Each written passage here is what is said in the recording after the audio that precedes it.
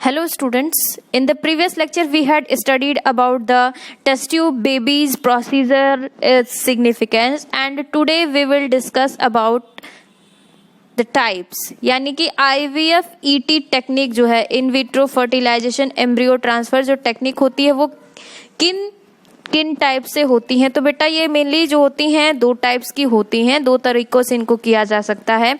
एक होता है आपका जिफ्ट यानी कि जाइगोट इंट्राफैलोपियन ट्रांसफर और दूसरी होती है IUT यानी इंट्रा यूट्राइन ट्रांसफर। ठीक है, तो इसमें क्या होता है कि जो जाइगोट या early embryo with up to 8 blastomere की यानी या तो ये 16 या फिर 32 सेल्ड स्टेज के, स्पेशली ये 16 से 32 सेल्ड स्टेज के होने चाहिए।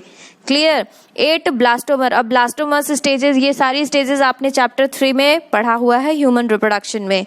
ठीक है, ये क्या कह रहे हैं कि जो जाइगोट होती हैं या फिर जो अर्ली एम्ब्रियो होती हैं जिनको कि मतलब लगभग 8 ब्लास्टोमर का अप टू 8 ब्लास्टोमर होना चाहिए, वो क्या कर सकते हैं, उनको ट्रांसफर करते हैं किसमें, into the fallopian tube.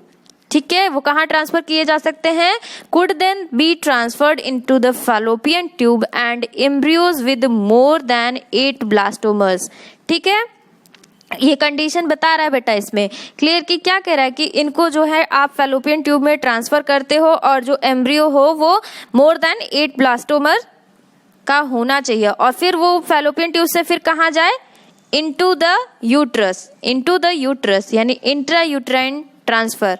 Uterus के अंदर फिर क्या होता है, to complete its further development. Clear बेटा, IUT यानी इंट्रा यूट्राइन, इसमें क्या होता है कि जो एम्ब्रियो होता है वो जो 8 ब्लास्टोमर से ज़्यादा होता है, स्पेशली 16 to 32 सेल स्टेज का, उसको फीमेल की यूट्रस में डाला जाता है ताकि वो फर्दर डेवलपमेंट उसमें हो सके। समझ में आया।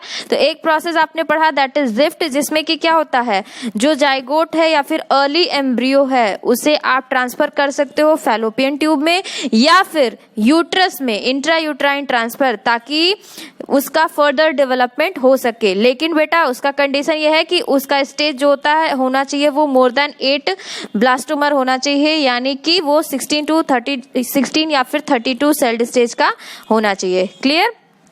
तो बेटा आपने जो इनफर्टिलिटी का एक प्रोसेस था यानी कि टेस्ट ट्यूब बेबी या इन विट्रो फर्टिलाइजेशन, आज आपने उसका टेस्ट ट्यूब बेबी पढ़ लिया। देन आज हम दूसरे की बात करेंगे, जो दूसरा पॉइंट है दैट इज गिफ्ट। ठीक, उससे पहले देख लीजिए embryos formed by in vivo fertilization. अब आप कंफ्यूज हो गए कि अभी तो हमने इन विट्रो पढ़ा था, लेकिन अब ये इन वीवो इनसाइड द वॉर्म, यानी कि क्या कह रहा है कि फर्दर जो डेवलपमेंट है गैमेट की फीमेल के अंदर हो। ठीक है, embryos formed by in vivo fertilization यानी कि further of gametes within the female के अंदर जो होती हैं, also could be used for such transfer to assist those female who can't conceive. यानी कि मान लीजिए कि कुछ एम्ब्रियो ऐसे हैं जो फीमेल के अंदर जो डेवलपमेंट हो रहा है, लेकिन अगर उनको किसी और को वो देना चाहती हैं यानी फर्दर ट्रांसफर चाहती हैं, उन औरतों को जो कि वो कंसीव नहीं कर सकती, जो प्रेगनेंसी जिन्हें नहीं हो पा रही, जो कंसीव नहीं कर पा रही हैं, उन्हें भी ये इन विवो फर्टिलाइजेशन के थ्रू ट्रांसफर किया जा सकता है। किसका, गैमेट्स का, जो ऑलरेडी फीमेल के अंदर डेवलप हो रहे हैं। क्लियर। नाउ बात करें अगर गिफ्ट की, तो गैमेट इंट्राफैलोपियन ट्रांसफर। ठीक है, तो क्या है ये कि transfer of an ovum collected from a donor into the fallopian tube, यानी कि ओवम का ट्रांसफर अगर हो रहा है कहाँ से, जो कि कलेक्ट किया गया है किसी डोनर से जिसने अपने ओवम को क्या किया हो, डोनेट किया गया हो। क्लियर। तो transfer of an ovum collected from a donor into the fallopian tube, अगर ओवम का ट्रांसफर हम कहाँ कर रहे हैं, फैलोपियन ट्यूब, किसके, किसी अदर महिला के, किसी दूसरी महिला के, who can not produce one, यानी इनमें स्टेरिलिटी है। समझ में आ रहा है, हमने बात किया था बात स्टेराइल और फर्टाइल की। तो ये क्या करें कि कोई ऐसी औरत है, कोई ऐसी वुमन जो डोनर है बेटा, जो कि ओवा प्रोड्यूस कर रही है, जो कि कंसीव भी कर सकती हैं। ठीक है, तो हम क्या कर रहे हैं कि उनके ओवा को हम वहां से ले रहे हैं और किसी दूसरी महिला के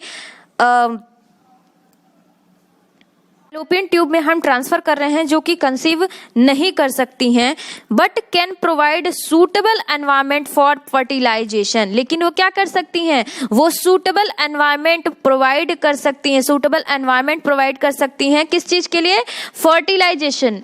and further development is another method attempted. और फिर क्या कह रहा है कि फर्दर डेवलपमेंट यानी उस जो भी फैलोपियन ट्यूब में हम ओवम का ट्रांसफर कर रहे हैं उनके बेटा जो कंसीव नहीं कर सकती हैं, तो वो क्या कर सकती हैं, एक सूटेबल एनवायरनमेंट तो एटलीस्ट प्रोवाइड कर सकती हैं फर्टिलाइजेशन के लिए और उसके फर्दर डेवलपमेंट के लिए। ठीक है, दूसरी जो तीसरी आती है दैट इज ICSI। पहला टेस्ट ट्यूब पढ़ लिया, दूसरा आपने गिफ्ट पढ़ लिया, तीसरा है ICSI यानी इंट्रासाइटोप्लाज्मिक स्पर्म इंजेक्शन।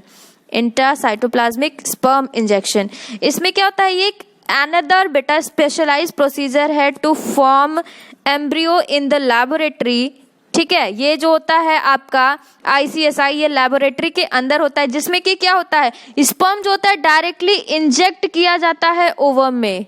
ध्यान दीजिएगा, ICSI में क्या होता है, ये जो स्पर्म होता है वो डायरेक्टली ओवम में इंजेक्ट किया जाता है। Infertility cases either due to inability of the male partner to inseminate the female or due to very low sperm count in the ejaculates could be corrected by artificial insemination technique। अच्छा बेटा, ये एक चौथी technique that is artificial insemination process.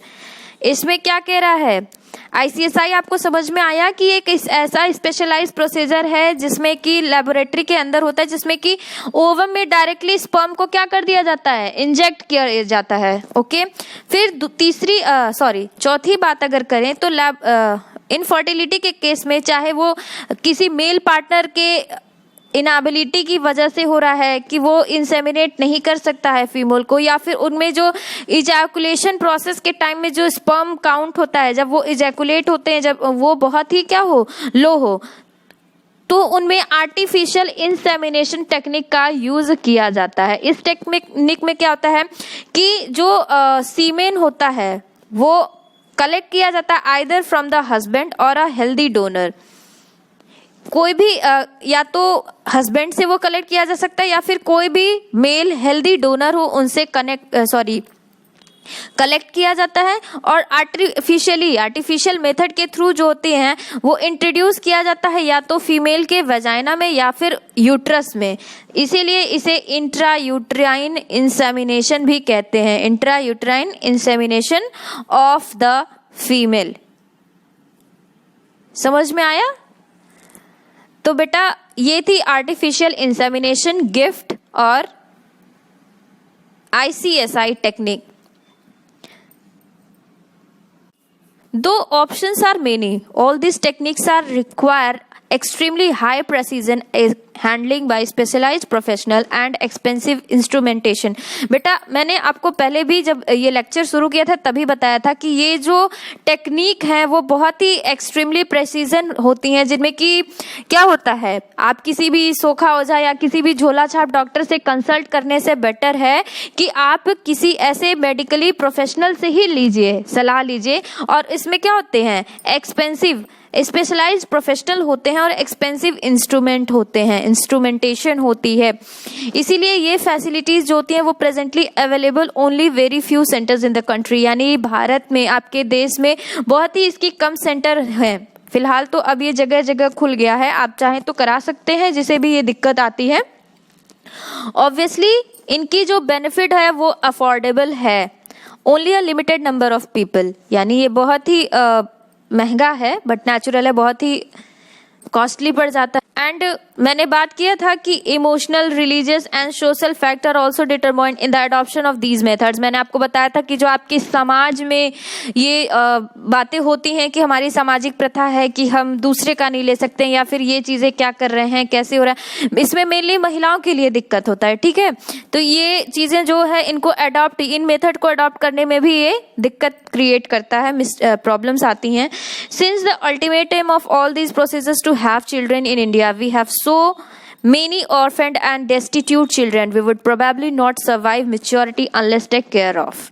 बात अगर करें बेटा, अगर मान लीजिए कोई प्रॉब्लम हो जाती है या कोई ये मेथड नहीं यूज कर पाते हैं या फिर नहीं अफोर्ड कर पाते, तो बेटा हमारे समाज में बहुत ऐसे बच्चे हैं जो ऑर्फन हैं, अनाथ है, जिन्हें वाकई माँ बाप की ज़रूरत होती है, या फिर डेस्टिट्यूट चिल्ड्रन यानी जो सड़क पे फेंके भाए बच्चे भी होते हैं, ठीक है, उन्हें फेंक दिया जाता है या फिर छुआछूत के नाते उन्हें दूर रखा जाता है। तो अगर कोई भी फैमिली अगर उस बच्चे को प्यार दे तो क्या होता है, वो भी तो एक तरह से अच्छा ही प्रोसेस माना जाता है, ठीक है।